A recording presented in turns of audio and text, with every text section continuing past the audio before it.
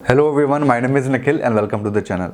आज के इस वीडियो में हम देखने वाले हैं 5 ऐसे मिस्टेक्स को जो कि कोई भी 12th क्लास का या फिर 12th पास और अंडर ग्रेजुएट स्टूडेंट्स अपने लाइफ में करते हैं और उनको अवॉइड करना चाहिए इन 5 गलतियों को। और मुझे पता है बहुत सारे स्टूडेंट्स ऐसे होंगे जो 12th पास कर चुके होंगे और वो इस वीडियो को देखेंगे बस ये चेक करने के लिए कि अच्छा हमने वो गलतियाँ की हैं कि नहीं।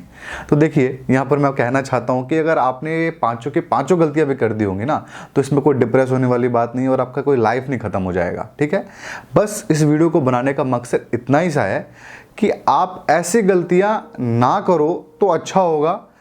कर भी दोगे तो लाइफ में कुछ ऐसा नहीं हो जाएगा कि पूरी दुनिया आपकी पलट जाएगी। बट अगर आपके पास ऐसी नॉलेज पहले ही मिल जाए और आप इस गलतियों को अवॉइड कर सको तो आपके करियर में बहुत बहुत ज़्यादा आपको हेल्प मिलेगी। तो इस वीडियो का मकसद ये है, ना कि कोई पास कर चुका है उसको डिप्रेस करने का मेरा मकसद है। तो चलिए हम मिस्टेक्स को देखना स्टार्ट करते हैं। तो सबसे पहले मिस्टेक को देखते हैं। सबसे पहला मिस्टेक है परसेंटेज। और आपको पता है, आपको एक्सपेक्ट हो रहा होगा कि 80-90% के लिए मैं कहूँगा कि 90% लेकर के, ऐसा कुछ नहीं है। मैं वो परसेंटेज आपको बताना चाहता हूँ जिस परसेंटेज से कम अगर आपके परसेंटेज आते हैं तो आपके लाइफ में बहुत ज़्यादा आपको प्रॉब्लम होने वाली है। अगर आपके 12th में ईच सब्जेक्ट्स के अंदर अगर 50% से कम मार्क्स आते हैं तो आपको काफ़ी ज़्यादा प्रॉब्लम्स आने वाली हैं लाइफ में। मैं आपको एक एग्जांपल देकर के समझाता हूँ। एक सरकारी नौकरी है। देखो, अपने 12th क्लास में हो सकता है आप आगे सरकारी करो, प्राइवेट करो, 10 चीज़ें कर सकते हो। कहाँ कहाँ प्रॉब्लम्स आएगी मैं आपको वो बता रहा हूँ। तो जो सरकारी नौकरियाँ होती हैं, सरकारी नौकरी में जो लोग बैंक की नौकरी की तैयारी करते हैं, उसके अंदर बैंकिंग की हमारे देश की जो सबसे बड़ी नौकरी है वो है RBI ग्रेड बी, यानी रिजर्व बैंक ऑफ इंडिया में नौकरी होती है ग्रेड बी की, जिसके अंदर आपकी 80,000 85,000 आपकी सैलरी होती है। बहुत प्रेस्टिजियस नौकरी है। इस नौकरी की जानते हैं आप कौन भर सकता है? इस नौकरी को वही भर सकता है जिसके 10th में, 12th में और ग्रेजुएशन में 60% से ज़्यादा मार्क्स आए हो। 50 भी नहीं, 60 का रिक्वायरमेंट है। तो आपको समझ में आ रहा है, परसेंटेज ऐसी चीज़ है जो आपको कई कई चीज़ों पे रिस्ट्रिक्ट कर देगी। हो सकता है आप 12th आर्ट्स से हो, कॉमर्स से हो, साइंस से हो या फिर किसी भी फील्ड से हो, आपको दिमाग में आ रहा होगा है मैं तो कुछ और करना चाहता हूँ, मैं तो इंजीनियरिंग करूँगा, ये करूँगा, इन सब चीज़ों से मेरा क्या मतलब है। लेकिन हो सकता है जो आपके लाइफ में अभी 1% इंपॉर्टेंस है ना, उसका इंपॉर्टेंस कब 100% हो जाएगा आपको भी नहीं पता। तो आप अपनी अपॉर्चुनिटीज़ को पहले से कम करते मत चलो सिर्फ इग्नोरेंस की वजह से, क्योंकि आपको इग्नोरेंस है अभी। हो सकता है भविष्य में आपको 3 साल बाद, 5 साल के बाद लगे अच्छा यार मैं भी इस नौकरी को काश दे पाता, सिर्फ इसलिए नहीं दे पाऊंगा क्योंकि मेरे 12th में मार्क्स नहीं थे। तो हमारे 12th क्लास में ईच सब्जेक्ट में 50% से अगर कम मार्क्स आते हैं तो बहुत प्रॉब्लम होती है। हम रेलवे में TT भी नहीं बन पाएंगे। इसके अलावा जब आप कहीं जाएंगे प्राइवेट नौकरी के लिए, वहां पर भी आपको प्रॉब्लम होगी। और परसेंटेज का एक इंपॉर्टेंट पार्ट ये भी है कि जब आप अपने करियर में आगे बढ़ जाओगे, आप ग्रेजुएशन भी पास कर लोगे, आप सोचोगे मैं MBA करना चाहता हूँ या फिर PGDM करना चाहता हूँ, और आप CAT का एग्जामिनेशन दोगे या और कोई प्रेस्टिजियस एग्जामिनेशन दोगे, तो वहां पर आपके 10th के, 12th के, ग्रेजुएशन के सारे मार्क्स वो लोग चेक करने वाले हैं कि किसमें कितने मार्क्स आए हैं। अगर आपके कम मार्क्स आए होंगे, आप कितने भी बड़े रैंक होल्डर हो गए, IIM का आपने टॉप किया होगा ना, तो भी हो सकता है आपका सिलेक्शन ना ले, सिर्फ इसलिए क्योंकि आपके 10th, 12th और ग्रेजुएशन में कम मार्क्स थे। तो ऐसे मार्क्स आप स्कोर मत करो अपने इस टाइम में करियर में, जो कि आपको बहुत ज़्यादा नेगेटिव इम्पैक्ट करे। समझ में आ रहा है आपको? परसेंटेज का और इंपॉर्टेंस आपको बता देता हूं कि अगर आपके 12th क्लास में 70 से सिर्फ ऊपर परसेंटेज आए हैं और आप एक साइंस के स्टूडेंट हो, तो आप डायरेक्ट क्लास 1 ऑफिसर बन सकते हो। आप डायरेक्ट इंटरव्यू देने जा सकते हो, अप्लाई कर सकते हो ऐसे ऐसे नौकरियों के लिए। मैंने इसके ऊपर प्रॉपर वीडियो बनाया हुआ है, आप सर्च कर सकते हो, nowhere Nikhil 12th class job. उसके अंदर 12th वालों के लिए कौन कौन सी नौकरी है वहां पे आपको दिख जाएगी। इसके अलावा डिफेंस जॉब्स का भी मैंने बताया हुआ है, उसके अंदर आप सर्च कर सकते हो। तो आप डिफेंस को ज्वाइन कर सकते हो, 90,000 95,000 सैलरी ले सकते हो सिर्फ और सिर्फ अपने परसेंटेज के बेसिस पे। तो आप समझ सकते हो कितना इंपॉर्टेंट है परसेंटेज का। आप रेलवे में TT नहीं बन सकते हो अगर आपके 50% से कम मार्क्स होंगे 12th में। तो कितना ज़्यादा इंपॉर्टेंस है 12th क्लास में 50% से एटलीस्ट ऊपर लाने का। 60 से ऊपर होगा तो बेस्ट है। इसके साथ ही ग्रेजुएशन जब आप कर रहे होगे, 12th के बाद आप ग्रेजुएशन ज्वाइन कर लोगे, फर्स्ट, सेकंड, थर्ड ईयर तीनों को मिला करके परसेंटेज मिलेगा आपको। वहां पर 60% का टारगेट रखना है और 50 से कम आप लेके चलो कि फेल हो, क्योंकि आप CAT नहीं दे सकते। 10 एग्जामिनेशन हो गया, आप नहीं दे सकते अगर 50 से कम आ जाएगा ग्रेजुएशन में। और ग्रेजुएशन में टारगेट करो 60 से ऊपर का स्टार्टिंग से ही। तो परसेंटेज का मैं आपको हवा नहीं बना रहा हूँ 80-90 स्कोर करने के लिए, बट वो परसेंटेज बता रहा हूँ, वो गलतियाँ बता रहा हूँ जो बच्चे स्टार्टिंग में करते हैं बाद में पछताते हैं। तो चलिए ये हो गया हमारा फर्स्ट मिस्टेक। अब हम आ जाते हैं हमारे सेकेंड मिस्टेक के ऊपर। सेकेंड मिस्टेक हमारा बहुत ज़्यादा कॉमन मिस्टेक है, स्पेशली कॉमर्स स्टूडेंट के अंदर, और इस मिस्टेक की अवेयरनेस नहीं है, सिर्फ अवेयरनेस की वजह से लोगों को प्रॉब्लम होती है। तो सेकेंड मिस्टेक है हमारा करस्पॉन्डेंस कोर्सेस। ठीक है, जो लोग पत्राचार से या फिर करस्पॉन्डेंस से करते हैं, ग्रेजुएशन करते हैं या फिर और कोई भी कोर्स करते हैं 12th के बाद, अपने 12th के बाद कुछ भी करने का सोच रहे हो और आप सोच रहे हो कि मैं नौकरी कर लेता हूं और करस्पॉन्डेंस से ग्रेजुएशन करने लग जाता हूं, ये गलती लाइफ में कभी भी मत करना। स्पेशली कॉमर्स के स्टूडेंट जो कि chartered accountant, company secretariat, CWA कुछ भी बनने जाते हैं, या फिर साइंस के भी स्टूडेंट सोचते हैं कि मैं एक्चुरियन बन जाऊंगा। मैं एक वीडियो वैसे बनाऊंगा जिसमें आपको अपॉर्चुनिटीज़ के बारे में बताऊं। अगर ये वीडियो चलता है, लाइक्स अच्छे आते हैं, तो मैं डेफिनेटली ऐसा वीडियो भी बनाऊंगा जिसमें आपको ऐसे यूनिक अपॉर्चुनिटीज़ के बारे में पता चलेगा। बट चूंकि जो लोग जानते हैं वो लोग समझ रहे होंगे कि लोग एक्चुरियन करने निकल जाते हैं, जो कि बहुत हार्ड कोर्स है, बहुत डिफिकल्ट होता है इनको पास करना। बट ये करस्पॉन्डेंस वाले कोर्सेज होते हैं। आप सीए बनना है, कोई कॉलेज नहीं जाना होता, सीएस बनना है, कोई भी कॉलेज नहीं जाना होता।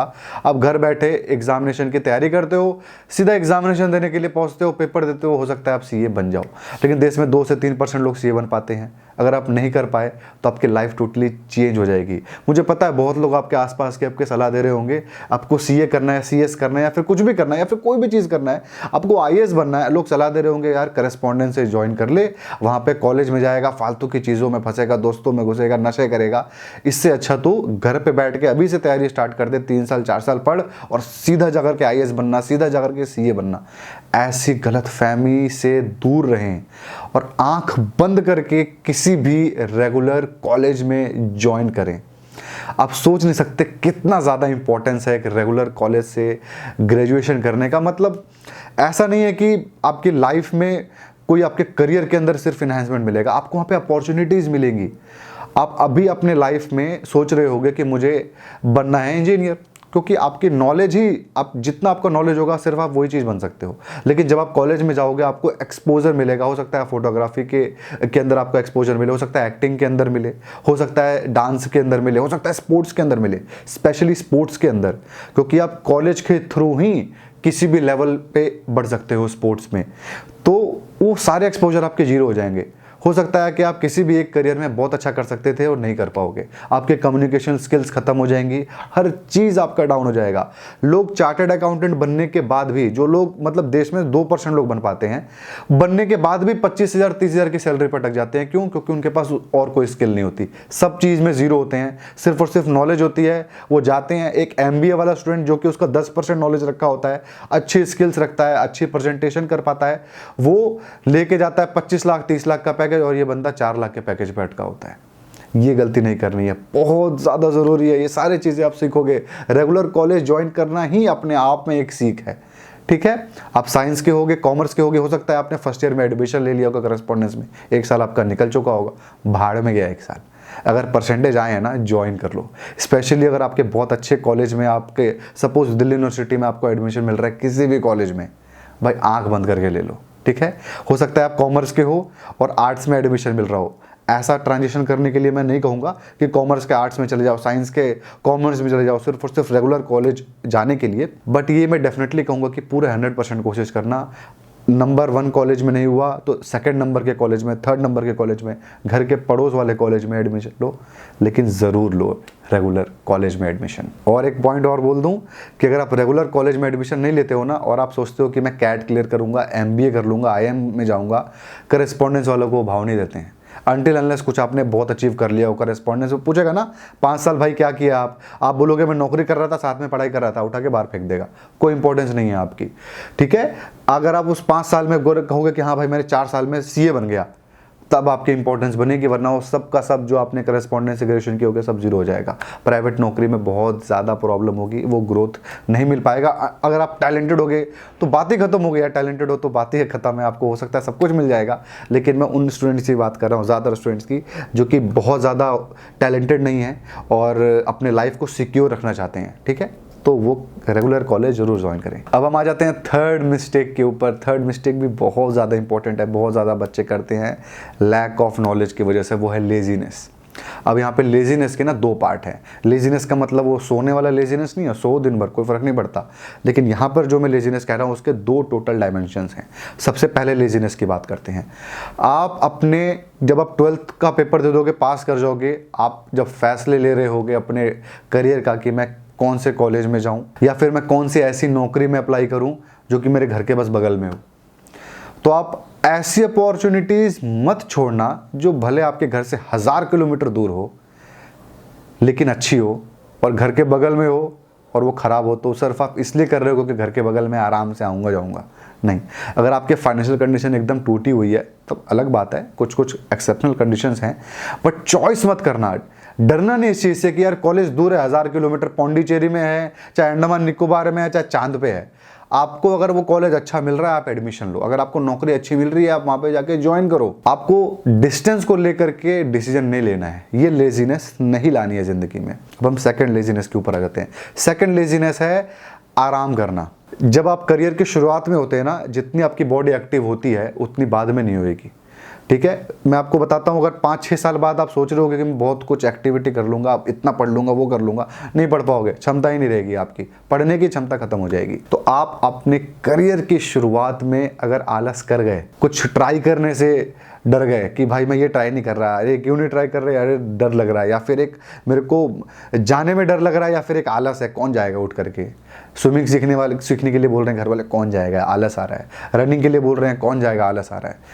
नहीं, हर एक चीज़ ट्राई करनी है, जो दिखे वो ट्राई करो, आलस मत करो। अगर आलस करोगे करियर की स्टार्टिंग में, करियर ही नहीं होएगा आपका कोई। तो करियर के स्टार्टिंग में आलस वालस मत करो। आलस करना है तो करना 25 के बाद, जहाँ पे ऑटोमेटिकली आप आलस में ही आ रहे होगे, सिचुएशन में ही आ रहे होगे, नौकरी वोकरी लग चुकी होगी, तब करना। करियर की शुरुआत में ये गलती मत करना। तो चलिए हम आ जाते हैं हमारे नेक्स्ट मिस्टेक के ऊपर। नेक्स्ट मिस्टेक है हमारी 10+2+3, यानी एक स्कीम ऑफ एजुकेशन है। मतलब सबसे पहले आपने 10th किया, +2 मतलब 12th किया, +3 मतलब ग्रेजुएशन किया। तो जिन लोगों ने 10th, 12th और ग्रेजुएशन 10+2+3 स्कीम से पढ़े होते हैं उनको हर जगह प्रेफरेंस दी जाती है।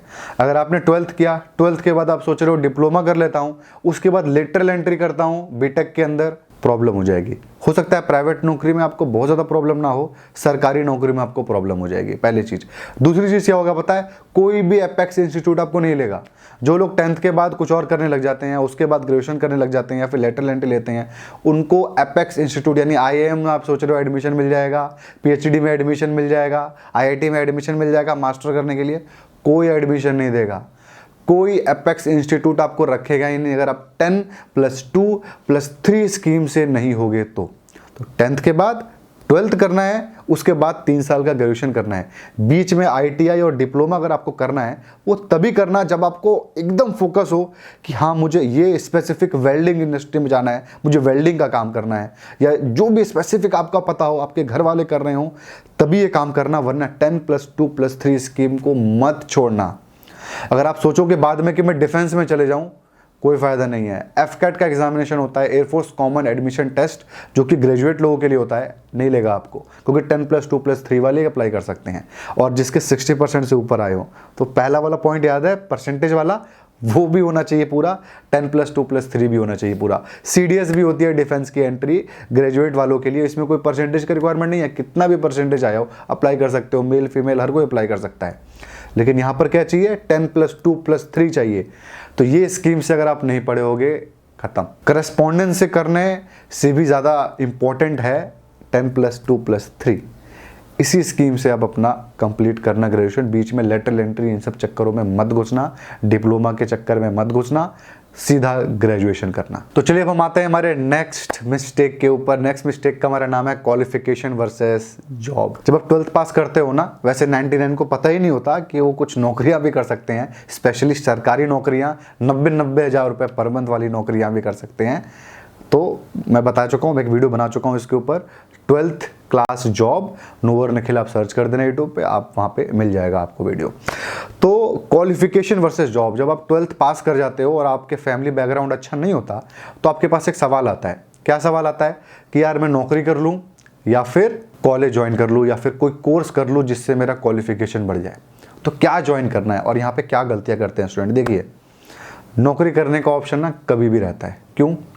12th के बाद आप कौन सी नौकरी कर लोगे? सरकारी नौकरी की पहले बात कर लेते हैं। एसएससी सीएचएसएल कर लोगे, एमटीएस कर लोगे, रेलवे का कर लोगे, ग्रुप डी कर लोगे, या फिर टीटी बन जाओगे। ये सारे की सारी नौकरी, या फिर स्टेनोग्राफर बन जाओगे आप, एनडीए कर लोगे, 4-5 चीज़ें आप कर लोगे। ये सारे की सारी चीज़ें ना बाद में भी कर सकते हो। एनडीए की बात तो बताऊं तो एनडीए इन सबसे थोड़ा सा अलग कर देते हैं। जिसको डिफेंस में जाना होगा उसके लिए होता है नेशनल डिफेंस एकेडमी। कोई भी 12th पास स्टूडेंट अप्लाई कर सकता है, 16.5 से 19.5 साल के बीच में जिसकी उम्र होती है वो।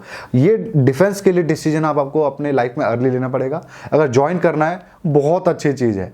यहाँ पर आप अपना करियर बना सकते हो, यहाँ पर आप नौकरी चुन सकते हो, क्योंकि ग्रेजुएशन भी कर लो, पीजी भी कर लो, उसके बाद भी 90,000 से ज़्यादा सैलरी क्या ही उठाओगे। क्लास 1 ऑफिसर भी होगे और पायलट भी बन जाओगे, तो उस मामले में तो ठीक बोल देंगे। इसके अलावा जितनी भी नौकरियां हैं, जितनी भी अपॉर्चुनिटीज़ है, उसमें 25 साल या 27 साल तक के लोग भी अप्लाई कर सकते हैं। ठीक है, सारी नौकरियों के अंदर।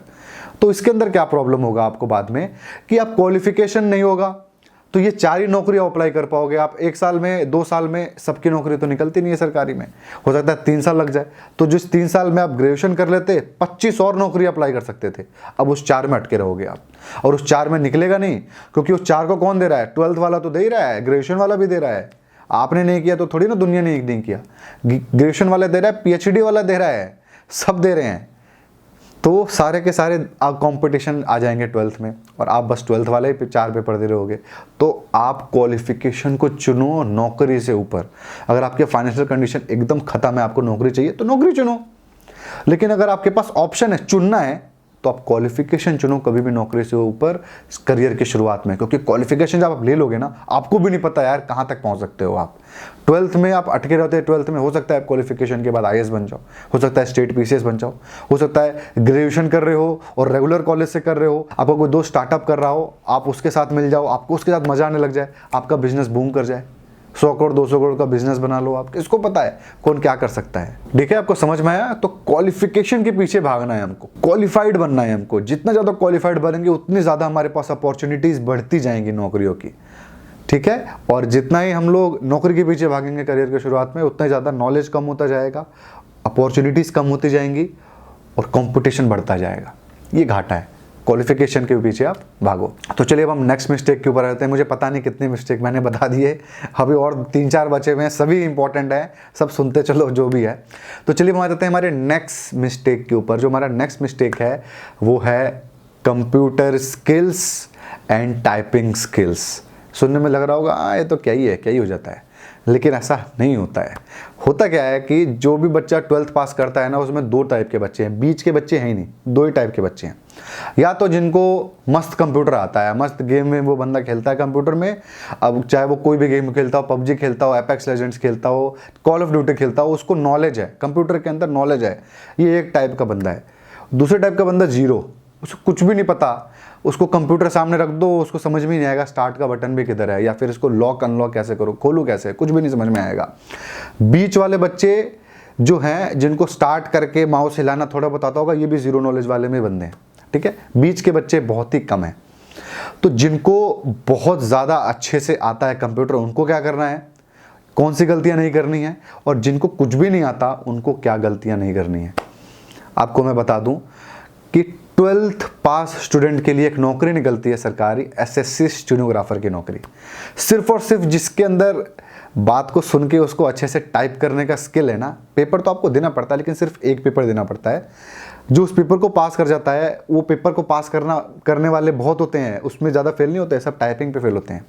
अगर आपकी सिर्फ टाइपिंग स्किल अच्छी है, आप मान के चलिए, शॉर्ट हैंड की स्किल वो चेक करते हैं, ठीक है, वो इंप्रूव हो जाती है बहुत जल्दी, लेकिन जिसकी टाइपिंग की स्किल अच्छी है ना, उसके शॉर्ट हैंड की भी स्किल अच्छी होगी। अगर आपकी टाइपिंग स्किल बहुत अच्छी है, आप 40 वर्ड 50 वर्ड पर मिनट टाइप कर पाते हो, यार 12th पास के लिए ना सरकारी 40-50 हज़ार रुपये की नौकरी अवेलेबल है, सिर्फ और सिर्फ टाइपिंग स्पीड के ऊपर। एसएससी सीएचएसएल एग्जामिनेशन 12th पास के लिए, उसके अंदर भी टाइपिंग स्पीड मांगते हैं। आप सिर्फ यही नहीं, आप पार्ट टाइम नौकरी कर सकते हो डाटा एंट्री की, जिसके अंदर 5-7-8 हज़ार रुपये की आपको नौकरी मिल जाएगी, अगर आपकी टाइपिंग स्पीड अच्छी है। तो टाइपिंग स्पीड वो है स्किल जिसको इम्प्रूव करना बहुत ज़्यादा ज़रूरी है। किसके लिए?